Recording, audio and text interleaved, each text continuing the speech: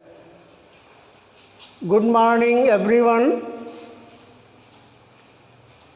Today we are going to tell you what is tense. In English, tense denotes time and state of action.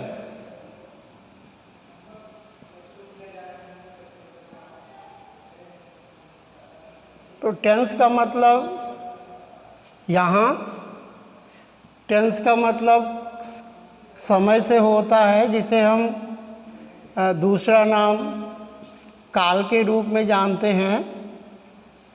तो tense क्या होता है? ये क्रिया का वो रूप होता है जिससे ये पता लगता है कि काम कब हुआ है। तो टेंस क्या होता है? क्रिया का रूप होता है।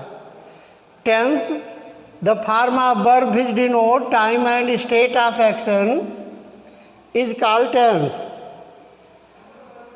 बी जनरली नो, सामान्य रूप से हम जानते हैं कि समय तीन प्रकार के होते हैं। एक होता है प्रेजेंट और दूसरा होता है पास्ट, तीसरा होता है फ्यूचर। तो अब ज़रूरत है ये जानने की ये प्रेजेंट क्या होता है। The action that takes place in present is called present tense. What is present tense?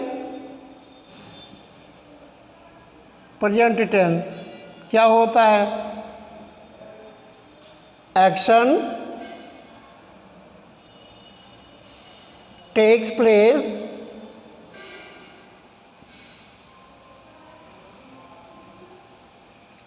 Place in present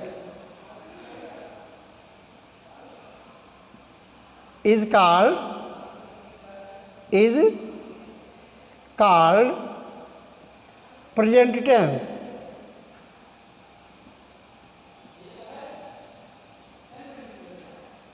Sentence example: he goes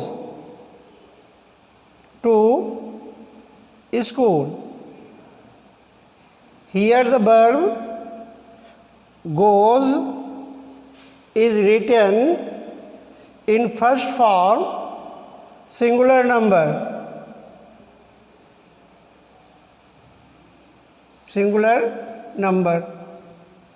तो एक तो ये जानना है ये सिंगुलर क्या है। ऐसे शब्द जो एक का बोध कराते हैं उसे सिंगुलर कहते हैं, और जो एक से अधिक का बोध कराने लगते हैं तो वो प्लूरल हो जाते हैं। तो ये जो वर्ब लिखी है ये क्रिया का पहला रूप है। क्रिया का पहला रूप हमेशा समय दिखाता है, और कौन सा समय दिखाता है? प्रेजेंट टाइम दिखाता है। और इसका जो डूअर ऑफ एक्शन है वो ही है, ये सिंगुलर नंबर है, इसलिए इसके साथ जो वर्ब लिखी हुई है वो भी सिंगुलर नंबर की है। तो जनरली भी identify present with form of verb if verb is written in first form it is called present tense. अगर क्रिया पहले रूप में लिखी है तो निश्चित रूप से प्रेजेंट टेंस है, और ये बताएगी कि काम हो रहा है। काम क्या है? हो रहा है। इसी तरह से पास्ट टेंस क्या होता है? An action took place in past is called past tense. कोई काम बीते हुए समय में हुआ है तो उसे पास्ट टेंस कहते हैं। तो इसका पहले डिफिनेशन जान लें। An action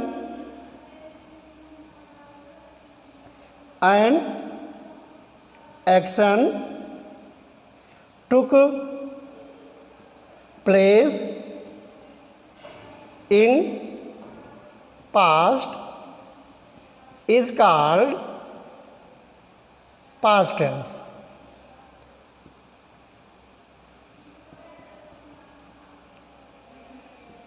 it is generally it is mentioned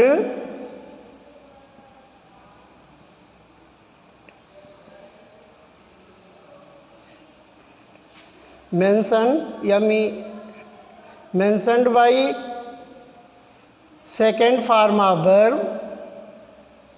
अगर क्रिया दूसरे रूप में लिखी हुई है तो वो पास्ट टेंस हो जाएगा। जैसे example, he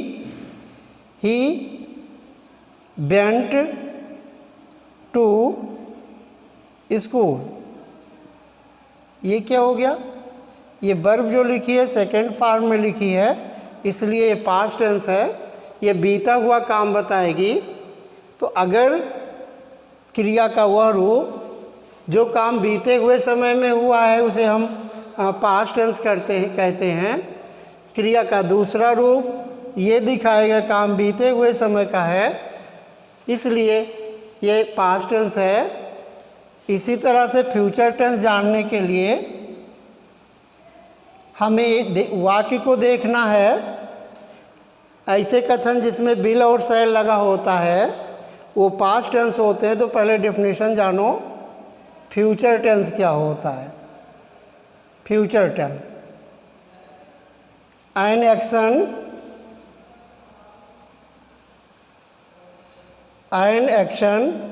will take place.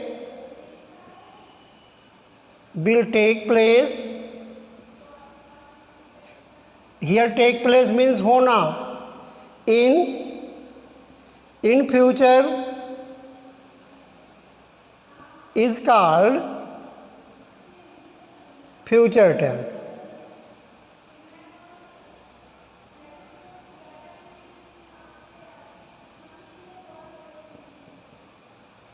Generally these tenses are, future tense is written with will or shall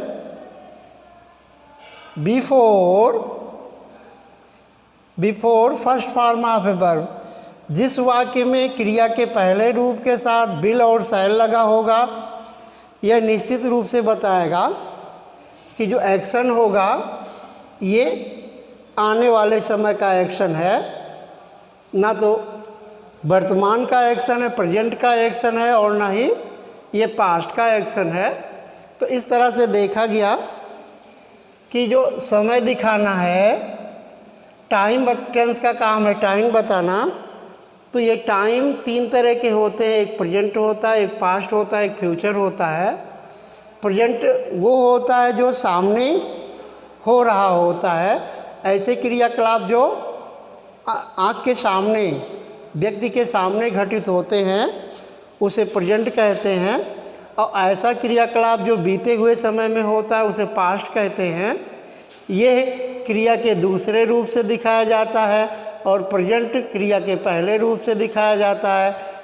ऐसा क्रियाकलाप जो आने वाले समय में होगा वो फ्यूचर टेंस कहलाएगा, फ्यूचर कहलाएगा।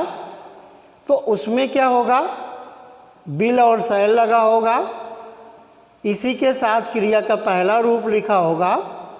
तो ये क्रिया ये बता देगी कि काम आने वाले समय का है, राइट। इस तरह से टेंस, जिसे हम काल या समय के रूप में जानते हैं, ये भाग खत्म होता है। अब हम टेंस के कितने भाग होते हैं इस पर चर्चा करेंगे। इसको हम नेक्स्ट वीडियो में बताएंगे।